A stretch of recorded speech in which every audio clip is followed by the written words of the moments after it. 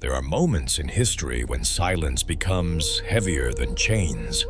Moments when remaining quiet no longer protects you, but slowly destroys you from the inside.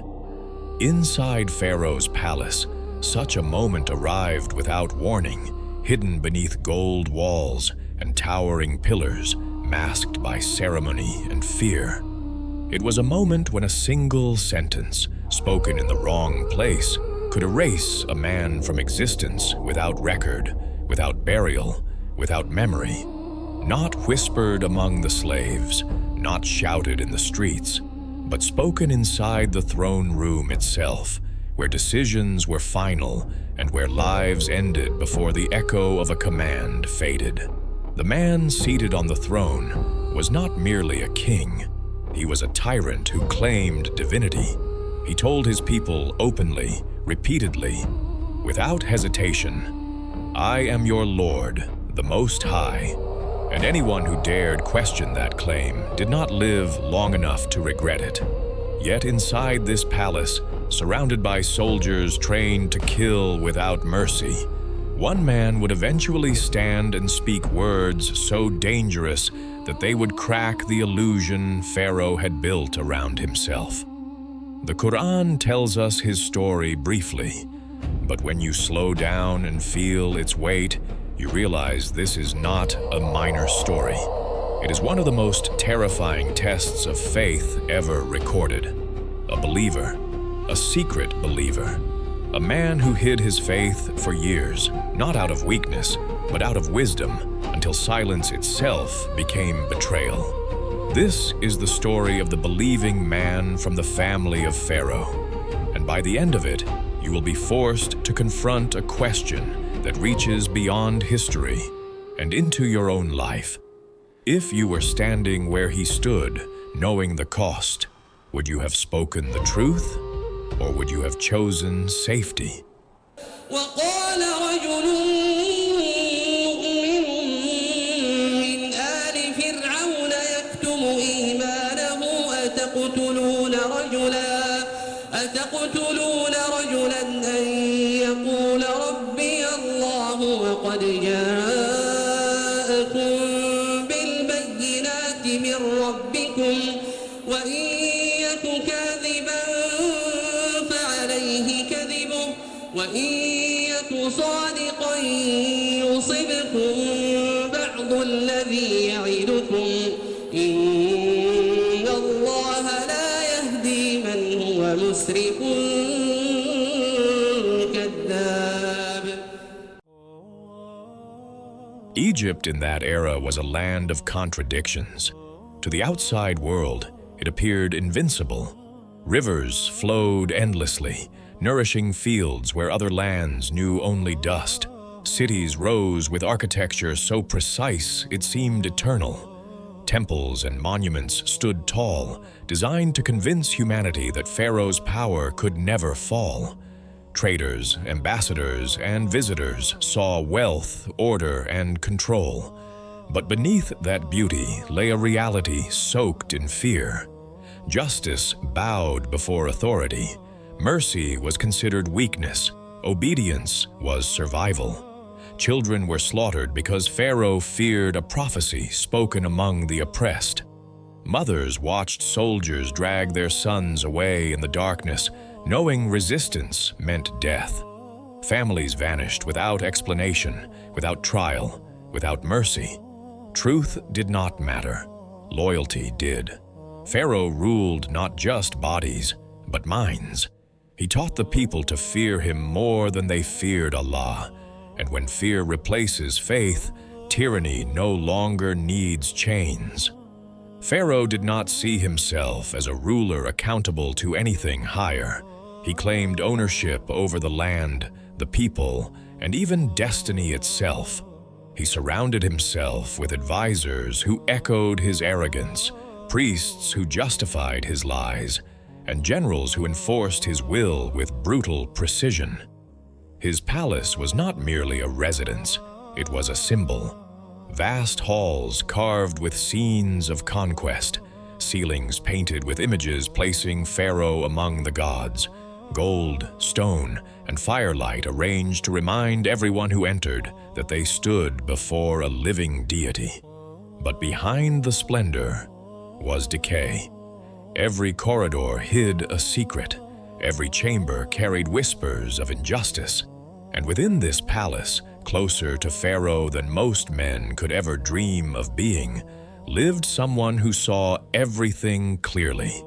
A man whose eyes were open while others were blinded by fear. A man whose heart belonged not to Pharaoh, but to Allah. This man was not a slave. He was not poor. He was not powerless. He was from the family of Pharaoh himself, a man of rank, influence, and access. He heard conversations that shaped the fate of nations. He saw Pharaoh without the mask of ceremony, witnessed cruelty when no audience was present, and watched decisions being made that ended lives with a gesture. He saw how truth was dismissed as inconvenience, how justice was sacrificed for control, how arrogance hardened Pharaoh's heart day after day. And yet, despite living at the center of tyranny, this man believed. He believed in Allah.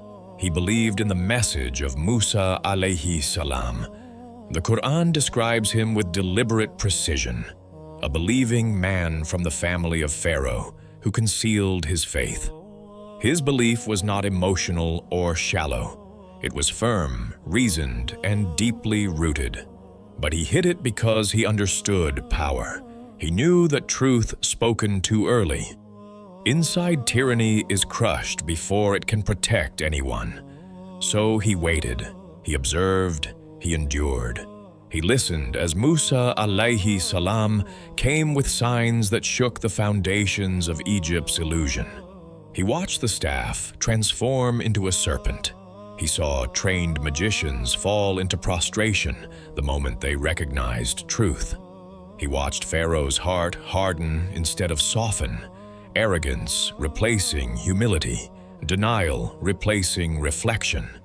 Still, the believer remained silent, because sometimes faith is tested not by proclamation, but by patience. Years passed under this tension. Pharaoh's oppression intensified. The believer saw fear spread like a disease. People repeated lies they no longer believed because survival demanded it. Parents taught their children silence before they taught them speech. The palace remained outwardly calm, but inwardly it was rotting. Then came the moment that shattered the fragile balance forever. Pharaoh gathered his chiefs, generals, priests, and advisors. His voice echoed through the throne hall as he declared with absolute confidence, "Leave me to kill Musa alayhi salam and let him call upon his Lord. I fear that he will change your religion or cause corruption in the land." The words struck the room like a blade. No one responded. The silence was thick, suffocating. To oppose Pharaoh openly was to invite execution. Musa alayhi salam's life now hung by a thread, and every man in that room understood the consequences of defiance. The believing man felt his chest tighten, years of restraint pressed against his heart. If Musa alayhi salam was killed, truth itself would be buried beneath palace stone. In that moment, silence was no longer wisdom. It was betrayal.